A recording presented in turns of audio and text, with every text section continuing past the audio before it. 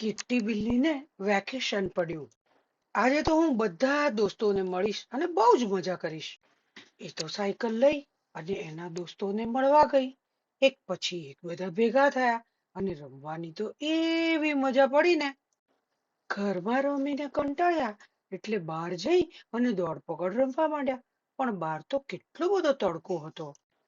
એ ચાલો ઘરે આવો. આટલા તડકામાં તો કઈ રમાતું હશે? માંદા પડવાના ધંધા છે આ બધા. મમ્મી બસ થોડી વાર રમવા દે ને, હમણાં આવી જઈશ. આવા તડકામાં બહાર ફરીએ તોય લૂ લાગે.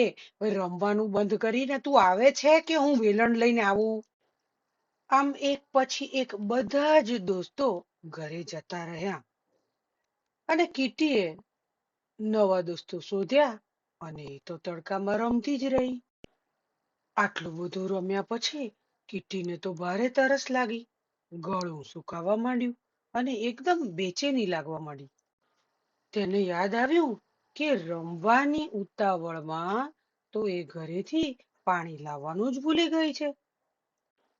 ભૂખ અને તરસથી કીટીની હાલત એકદમ ખરાબ હતી. એમાં વળી થાક અને પરસેવાની રીલમ છીલમાં એને અચાનક ચક્કર પણ આવવાના શરૂ થઈ ગયા. સામેથી આવતા એક સ્કૂટર સાથે કીટીની સાયકલ અથડાઈ ગઈ અને બંને પડ્યા રોડ ઉપર. બંનેને ખૂબ વાગ્યું. કોઈએ પોલીસને ફોન કર્યો, કોઈએ 108ને ફોન કર્યો. પોલીસ આવી. રોડ ઉપર બેભાન પડેલી કીટીને હોસ્પિટલમાં પહોંચાડવામાં આવી. પોલીસે કીટીની મમ્મીને પણ જાણ કરી. મમ્મી તો એકદમ ટેન્શનમાં આવી ગઈ અને દોડતી દોડતી હોસ્પિટલ પહોંચી. બેભાન કીટીને ડોક્ટરે તપાસી અને ગ્લુકોઝનો બાટલો ચઢાવ્યો હતો.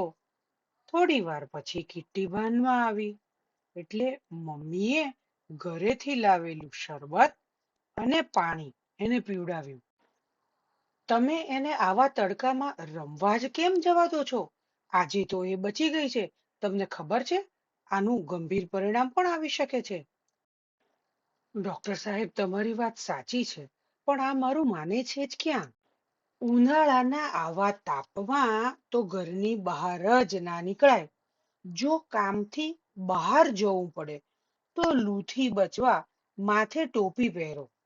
સાથે પાણી અને શરબત પણ રાખો. ગરમીમાં થાય પરસેવો અને પરસેવાથી આપણા શરીરનું પાણી ઓછું થઈ જાય. એટલે વારંવાર અને વધારે પાણી પીવું જોઈએ. તું તો ઘરેથી પાણી જ લઈને નહોતી ગઈ અને વળી તડકામાં રમી રમીને થાકી ગઈ. પછી તો ચક્કર જ આવે ને બેટા. પ્રોમિસ મમ્મી, આજથી હું તડકામાં રમવા નહીં જાઉં. અને તમે બધા પણ સમજી તો ગયા ને?